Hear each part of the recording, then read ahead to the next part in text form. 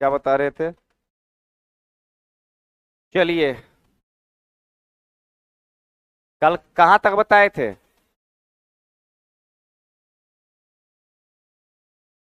Protista, है ना? तो प्रोटिस्टा में जो है, प्रोटिस्टा, है ना? अब देखिए यहां, प्रोटिस्टा में कौन कौन सा जीव था? Euglena, amoeba, Paramecium, protozoa. ये सब किस में आता है? प्रोटिस्टा में। किस में? ठीक है, क्लियर। तीसरा हमारा जो ग्रुप है वो है कवक का। किसका? देखिए जी, कवक जो होता है वो बहुकोशिकीय होता है। कैसा होता है? बहुकोशिकीय होता है। और साथ में कैसा होता है? यूकैरियोटिक। यूकैरियोटिक होता है। साथ में कैसा होता है? यूकैरियोटिक होता है। ठीक है। अब देखना है कि कवक होता कौन कौन, किस मतलब नाम जानना है। ठीक है। तो कवक में सबसे पहले एक पॉइंट याद रखिएगा, इसमें प्रकाश संश्लेषण नहीं होता है। इसमें प्रकाश संश्लेषण, इसमें प्रकाश संश्लेषण नहीं होता है। नहीं होता है। इसमें प्रकाश संश्लेषण नहीं होता है। दूसरा चीज याद रखना है, जब प्रकाश संश्लेषण नहीं होगा तो क्लोरोफिल भी नहीं होगा। हाँ, जब प्रकाश संश्लेषण नहीं होगा तो क्लोरोफिल नहीं होगा। याद रखना है। अब ध्यान रखना है कि ये सड़े गले चीजों पर ज्यादा जन्म लेता है। कौन? कवक। कौन? कवक। कवक याद रखेंगे, इसकी जो कोशिका भित्ति होती है, सेल वाल, इसकी कोशिका भित्ति, इसकी कोशिका भित्ति काइटिन की बनी होती है। काइटिन की बनी होती है। इसकी कोशिका भित्ति काइटिन की बनी होती है। पहला चीज। उसके बाद इसमें भोजन का संग्रह, कवक में भोजन का संग्रह, भोजन का संग्रह ग्लाइकोजन के रूप में होता है। ग्लाइकोजन के रूप में होता है। ग्लाइकोजन के रूप में होता है। इस पॉइंट को याद रखना। किस रूप में होता है? ग्लाइकोजन के रूप में होता है। उसके बाद ये कॉमन चीजें ध्यान रखना है, प्रकाश संश्लेषण नहीं होता है, क्लोरोफिल नहीं होता है, कोशिका भित्ति काइटिन की बनी होती है, भोजन का संग्रह किस रूप में होता है? ग्लाइकोजन के रूप में। ये पॉइंट को आपको याद रखना है। ठीक है। अब अब कवक का नाम पूछेगा आपको। ठीक है। जैसे अगर पूछेगा यूग्लिना किस में आता है? प्रोटिस्टा में। अमीबा किस में आता है? प्रोटिस्टा में। पैरामीशियम किस में आता है? प्रोटिस्टा में। प्रोटोजोआ किस में आता है? प्रोटिस्टा में। ठीक है। उसी प्रकार अब कोई कवक का नाम पूछे तो कवक थोड़ा सा ध्यान रखिएगा आप लोग। कवक का नाम पूछे तो एक चीज यहां दिमाग में रखना है आप, कि कवक कौन कौन हो सकता है। ठीक है। सबसे पहले मशरूम एक प्रकार का कवक है। मशरूम को एग्रिकस कहा जाता है। उसके बाद राइजोपस। उसके बाद toadstool, Ustilago, Ustilago, Mucor, Morchella,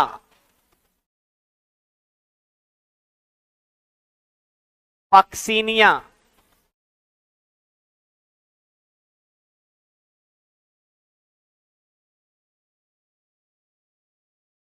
Aspergillus, ठीक है, एस्पर पेनिसिलियम, माइकोराइजा,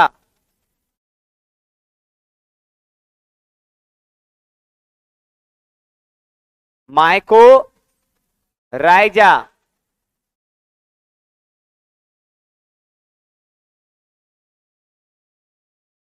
अल्टरनेरिया,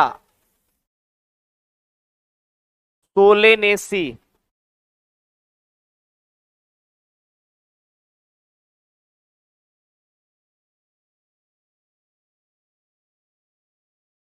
कोलेटो ट्राइकम, हालकेटम, ये सब कवक है।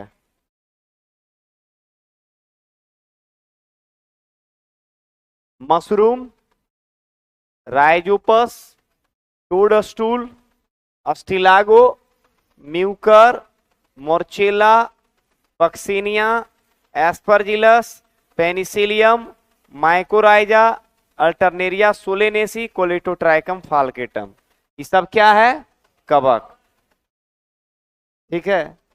अब ये जो कवक है इसमें किसी में प्रकाश संश्लेषण नहीं होगा। खाना कैसे खाएगा ये? तो खाना ही दो तरह से खाता है, एक जीव के शरीर पर रह के, नहीं तो एक सड़े गले चीज पर आश्रित होता है। जैसे मशरूम इस सड़े गले चीजों पर जन्म लेता है। कौन? मशरूम। ठीक है, तो यहां पर आप याद रखिएगा, ठीक है, ये सारा कवक है। अब मशरूम जो है इस सड़े गले चीज पर जन्म लेता है। राइजोपस टोडस्टूल सड़े गले चीज पर जन्म लेता है। मोर्चेला सड़े गले चीज पर, म्यूकर सड़े गले चीजों पर जन्म लेता है। अस्टिलागो, पक्सिनिया ये प्लांट पे जन्म लेता है, सॉरी ये जो है हाँ पौधे पर जन्म लेता है। कौन? अस्टिलागो और पक्सिनिया। एक जो है अस्टिलागो आप याद रखिएगा, पक्सिनिया एक बीमारी फैलाता है गेहूं में। एक बीमारी का नाम है रस्ट। क्या नाम है? रस्ट। और एक बीमारी का नाम है अस्मट। गेहूं में दो बीमारी होता है, रस्ट और अस्मट। अगर आपसे कोई पूछे कि बताओ भैया रस्ट जो बीमारी होता है और अस्मट बीमारी जो होता है ये किससे होता है, तो जवाब दीजिएगा कवक से। किससे? रस्ट और अस्मट किससे? कवक से। किससे? कवक से। ये आप याद रखिएगा, रस्ट और अस्मट किससे होता है? कवक से होता है। और जब कवक से होगा तो ये होता है गेहूं पर। कहां होता है? गेहूं पर होता है। तो गेहूं पर जो बीमारी होता है उसको कहते हैं रस्ट और अस्मट। ठीक है। और ऐसे कवक को कहते हैं परजीवी कवक, पारासाइटिक कवक कहते हैं। क्लियर? और एक है अल्टरनेरिया सोलेनेसी। ये आलू में एक बीमारी पैदा करता है, late blight of potato. Potato बीमारी। आलू में एक बीमारी होता है पाला मारना। ठीक है, आलू में एक बीमारी होता है आपका जनवरी महीना में पाला मारता है। तो पाला जो मारता है हाँ पत्ता उत्ता झुलस जाता है, खराब हो जाता है, पूरा एकदम सिकुड़ जाता है। ठीक है, पत्ती पर छेद छेद हो गया, पत्ती सिकुड़ जाता है, पौधा मर जाता है। तो लेट ब्लाइट ऑफ पोटैटो जो बीमारी है, आलू का जिसको पाला कहते हैं, वो भी कवक से होता है, और उस कवक का नाम है अल्टरनेरिया सोलेनेसी। अल्टरनेरिया सोलेनेसी नामक कवक से आलू में बीमारी पैदा होता है, यानी वो आलू पर आश्रित होता है, इसलिए ये भी कवक जो है परजीवी है। और रस्ट और स्मट जो बीमारी होता है वो अस्टिलागो और पक्सिनिया से होता है, ये भी गेहूं पर होता है, इसलिए परजीवी कवक है। और एक कोलेटोट्राइकम फाल्केटम नामक कवक से एक बीमारी होता है, गन्ने का लाल सड़न रोग। गन्ना में बीच में लाल रंग का धब्बा होता है, उसको कहते हैं red rot of sugarcane. देखिए, रेड मतलब लाल, रॉट मतलब धब्बा, और सुगर केन का मतलब केताड़ी। तो जो केताड़ी में होता है गन्ना में लाल रंग का बीमारी, वो होता है यही कवक से, कोलेटोट्राइकम फाल्केटम नामक कवक से। प्रश्न आएगा, गन्ने का लाल सड़न रोग जो है वो किसके कारण होता है? कवक के कारण। लेट ब्लाइट ऑफ पोटैटो बीमारी किसके कारण होता है? कवक के कारण। रस्ट बीमारी किससे होता है? कवक से। अस्मट बीमारी किससे होता है? कवक से। आई होता कहाँ है? पौधा पर। तो पौधा पर जो कवक जन्म लेगा वो परजीवी होगा कि मृतजीवी होगा? परजीवी है, क्योंकि पौधा तो भैया लिविंग थिंग्स है, वो तो सजीव है, तो वैसे कवक को कहा जाता है परजीवी कवक। तो ये कवक समझ में आ गया। तो ये हानिकारक है कि लाभदायक है? तो इस कंडीशन में कवक जो है हानिकारक भी होता है और लाभदायक भी होता है, लेकिन ये जो चारों बीमारी वाला कवक है ये हानिकारक है। क्लियर? अब मशरूम जो है इस सड़े गले चीजों पर जन्म लेता है, तो मशरूम भी एक प्रकार का क्या है? कवक है। मशरूम भी एक प्रकार का क्या है? कवक है। और यह कवक सड़े गले चीजों पर जन्म लेता है तो मृतजीवी है, लेकिन यह लाभदायक है। क्यों? क्योंकि मशरूम को हम लोग यूज करते हैं, मशरूम को हम उपयोग करते हैं। क्यों? क्योंकि वो भोजन का ही एक पार्ट है और उसमें सर्वाधिक मात्रा में प्रोटीन होता है, 80 से 85% प्रोटीन होता है। इसलिए अगर प्रश्न पूछा जाएगा कि मशरूम को एग्रीकस भी कहते हैं, ठीक है, और इसका उपयोग भोजन के तौर पर हम लोग करते हैं, सब्जी बनाकर खाते हैं, प्रोटीनस होता है, इसलिए ये लाभदायक है। ठीक है, क्या है? लाभदायक। एक है पेनिसिलियम, ये भी मृतजीवी कवक है, लेकिन इससे पहला एंटीबायोटिक बनाया गया जिसका नाम था पेनिसिलिन। क्या नाम था? तो पहला एंटीबायोटिक का नाम क्या था? तो बताइए कि पेनिसिलियम नामक कवक से पहला एंटीबायोटिक बनाया गया जिसका नाम था पेनिसिलिन। लाभदायक है कि हानिकारक? क्योंकि एंटीबायोटिक दवा है, ठीक खाते हैं ठीक हो जाता है शरीर, लाभदायक। एक है ईस्ट। ईस्ट जो है ये भी लाभदायक कवक है। क्यों? क्योंकि ईस्ट का जो उपयोग होता है, ये सारे कवक बहुकोशिकीय हैं, लेकिन एकमात्र कवक ईस्ट जो है वो क्या है? हाँ, एक कोशिकीय। कैसा? सारे कवक बहुकोशिकीय, लेकिन ईस्ट कैसा होता है? एक कोशिकीय। अगर प्रश्न पूछा जाए कि ईस्ट किस प्रकार का कवक होता है, तो जवाब देना है एक कोशिकीय। एक, लेकिन ये लाभदायक होता है। क्यों? क्योंकि इसका उपयोग जो होता है शराब बनने में, जब शराब बनता है तो शराब बनने में जो किण्वन क्रिया होता है, जो फर्मेंटेशन प्रोसेस होता है, उसमें कैटलिस्ट उत्प्रेरक का कार्य करता है। कौन? ईस्ट। तभी शराब बनेगा, वरना शराब नहीं बनेगा। तो लाभदायक है कि हानिकारक है? शराब जो इतना बन रहा है, बियर जो इतना बन रहा है, वो आदमी पीता है कि नहीं पीता है? पीबे करता है, ठीक है।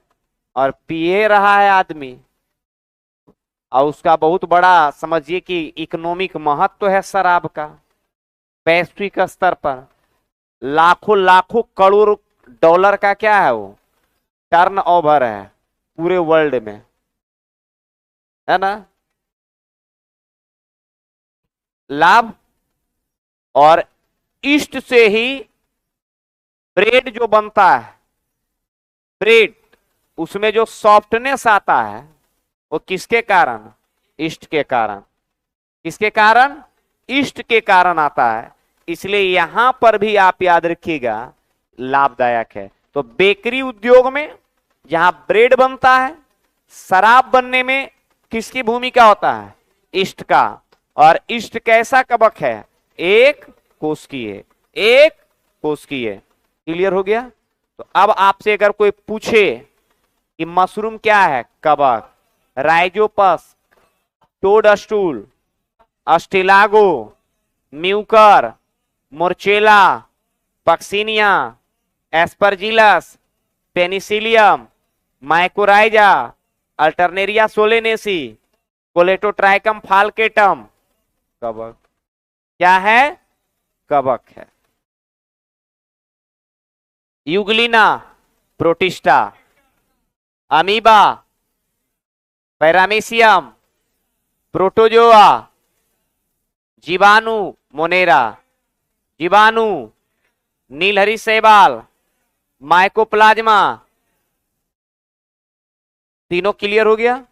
अब कोई पूछे अगर आपको कहीं से घुसा के पूछ देगा तो आराम से आप उसको क्या कीजिएगा, बता दीजिएगा कि कौन कवक है, कौन प्रोटिस्टा है और कौन मोनेरा है।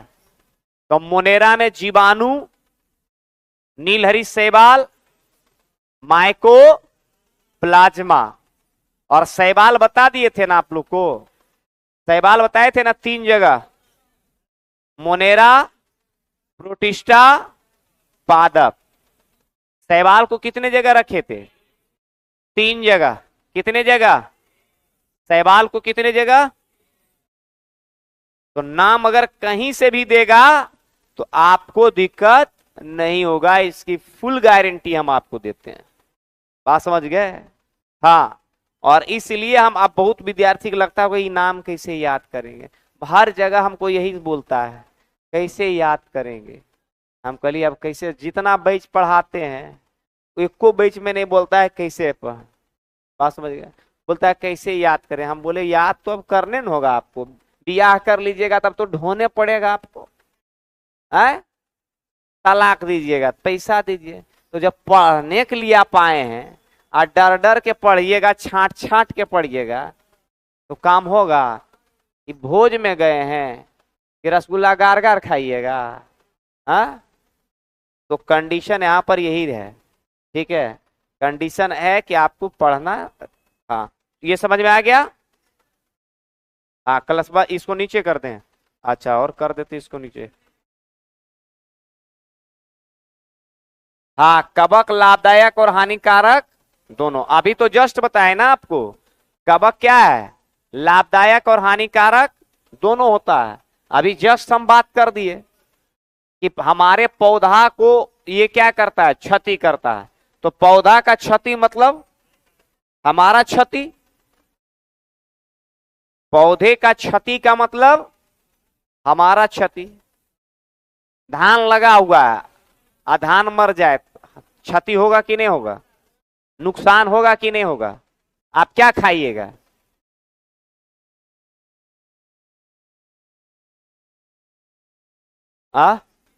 अच्छा, एकदम इस सबको दिमाग में रखना है, पूरा बेस पढ़ा रहे हैं, ठीक है। 9, 10, 11, 12 बेस आपका यही मैं बता रहा हूं आपको। आप एनसीईआरटी किताब में सारा नाम मिलेगा आपको। अभी ऊपर करें, आप कहां ऊपर करेंगे, एक कगो लड़का खींचता है, फटाफट लेना चाहिए जी। एक बार कर दिए, इसको हो गया सबका, ये हो गया।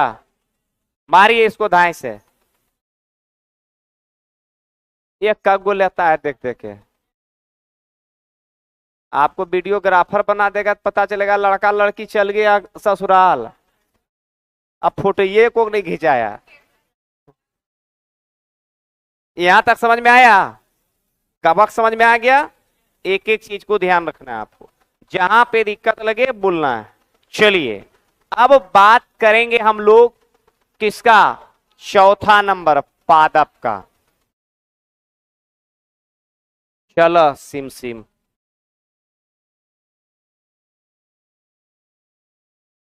अब हम लोग बात करेंगे पादप। देखिए जी, पादप जो है वो बहुकोष्ठीय यूकैरियोटिक है ना, और साथ में स्वपोषी। साथ में कैसा? खाना खुद से बनाएगा। अब पादप में 5 समूह है, हम थोड़ा थोड़ा लिख देते हैं आपको। पादप में हालांकि पढ़ाएंगे आपको। पादप में होता है Thallophyta, Thallophyta, Bryophyta, Bryophyta, Pteridophyta, Pteridophyta, gymnosperm,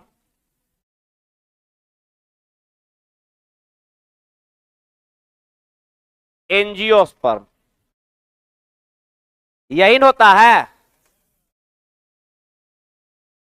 5 भाग में पौधा।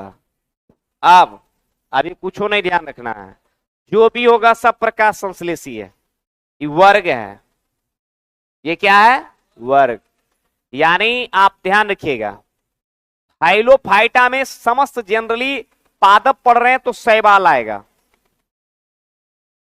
क्या आएगा? शैवाल। जैसे क्लोरेला, क्लोरेला शैवाल है। ओडोगोनियम, ओडोगोनियम शैवाल है। पॉलीसाइफोनिया, पॉलीसाइफोनिया,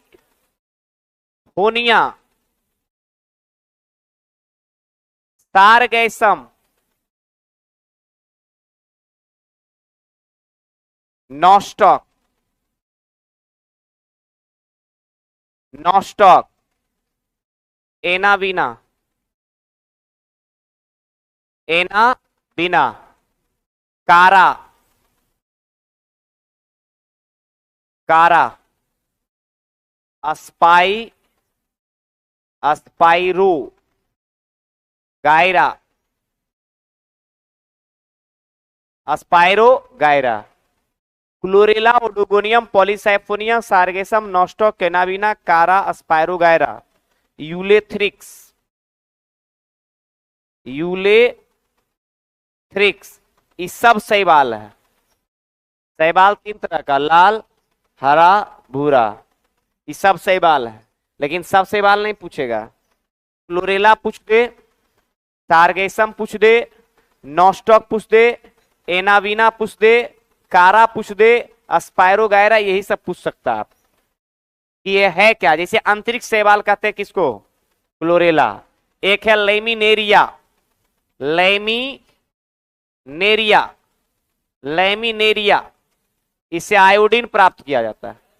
और एक है ग्रेसिलेरिया, लेमिनेरिया, ग्रेसिलेरिया, ये सब शैवाल है।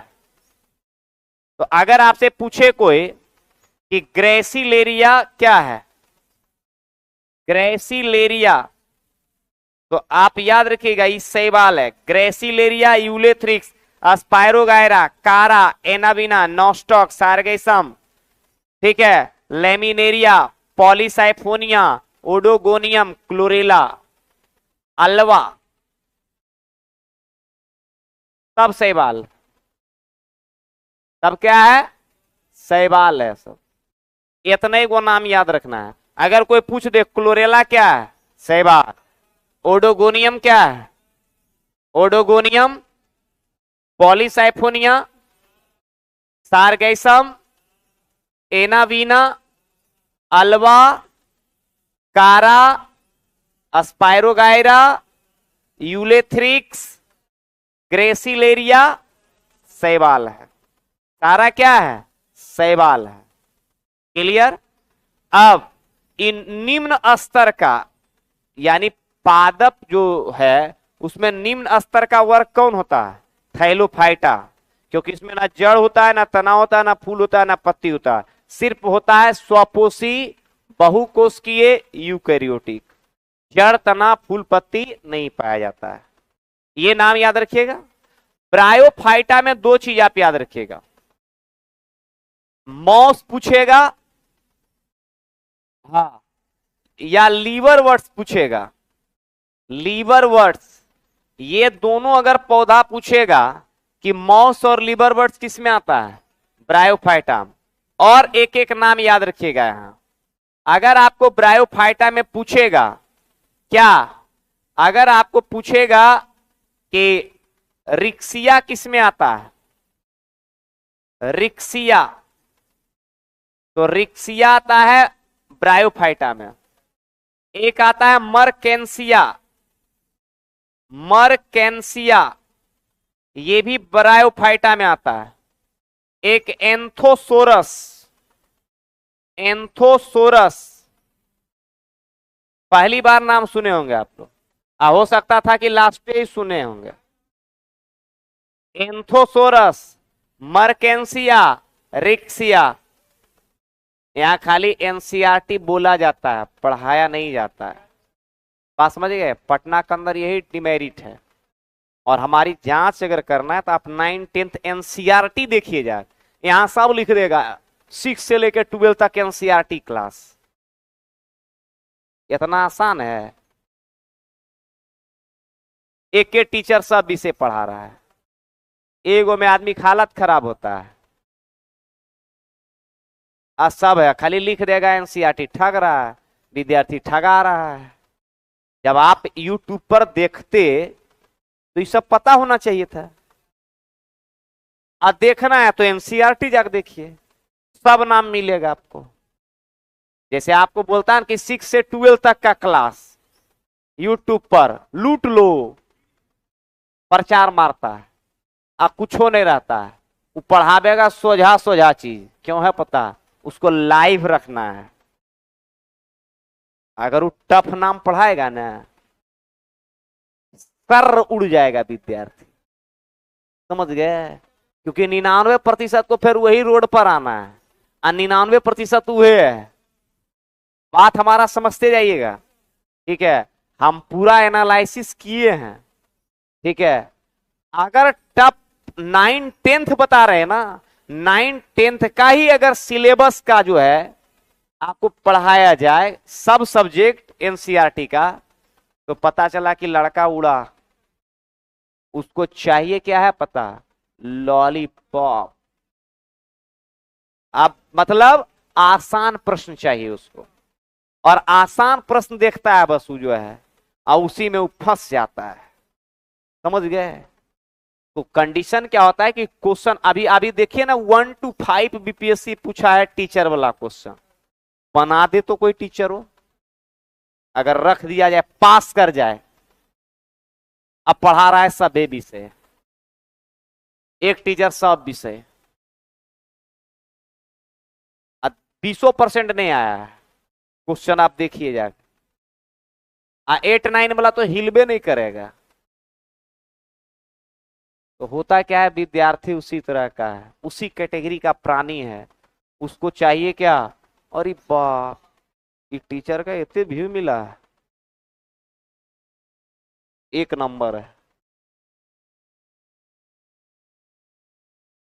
और जो ओरिजिनल है समझ में नहीं आएगा। ओरिजिनल गाय वाला दूध पचेगा? लीजिए सुधा काउंटर वाला पोच वाला पच जाएगा वो। यहां देखिए आप, एंथोसोरस, मर्केंसिया, रिक्सिया, लीवरवर्ट्स, मॉस, ब्रायोफाइटा, बस इतना ही याद रखना है। टेरिडोफाइटा में, ये पौधा का नाम है सब, ठीक है? टेरिडोफाइटा, इस इसमें याद रखना है आपको, इसमें याद रखना है आपको साइलोटम, साइलोटम, इक्विजिटम, नाम नहीं सुने हैं, इक्विजिटम तो है, लाइकोपोडियम, लाइकोपोडियम,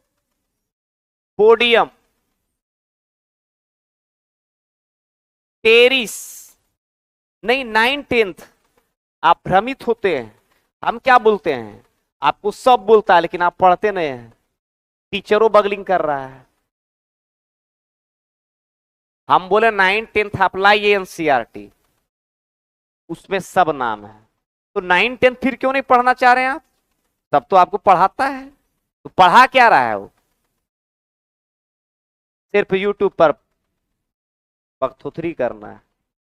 पढ़ा क्या रहा है, ओरिजिनल जांच आपने कीजिएगा कि 9-10th में ये नाम है कि नहीं है, और आज तक आप नाम नहीं सुने हैं, 1000 वीडियो देख चुके हैं। अगर प्लांट किंगडम हम पढ़ रहे हैं, कोई टीचर हमको प्लांट किंगडम का टॉपिक यूट्यूब पर पढ़ा दिया है, और अगर ये नाम नहीं बताया है तो आपके साथ छेड़छाड़ कर रहा है। क्यों है पता, क्योंकि अगर ये नाम लिखेगा तो सारा विद्यार्थी भाग जाएगा। इसलिए भागेगा क्योंकि उसको पता है कि नाम उसको बोलने नहीं है, ये नाम उसको बोलना ही नहीं है। अगर बोलेगा तो आप नहीं देखिएगा, ठीक है, तो आपको क्या बोलेगा, आपको वैसा वैसा क्वेश्चन बोलेगा, आपको ठीक लगेगा, नहीं यही बस बायो है, यही साइंस है, यही इतिहास है, ठीक है। बात समझिए आप, हम आपको ईमानदारी से मैं क्या कर रहा हूं, आप 9-10th निकालिए और उसमें पादप जगत है उसको आप देखिए, A to Z नाम मिल जाएगा आपको। Psilotum, Equisetum, Lycopodium, Pteris. एक पौधा होता है सिलेजिनेला का, सिलेजिनेला। अब कहिएगा ये पौधा मिलेगा कहां, तो ये पौधा अधिकतर औषधीय और सजावटी पौधा होता है, सजावटी जो होता है ना उस तरह का, और इसका उपयोग औषधि के रूप में किया जाता है। तो अगर आपसे कोई पूछे कि Psilotum, Equisetum, Lycopodium, terrace, Selaginella किस में आता है, टेरिडोफाइटम।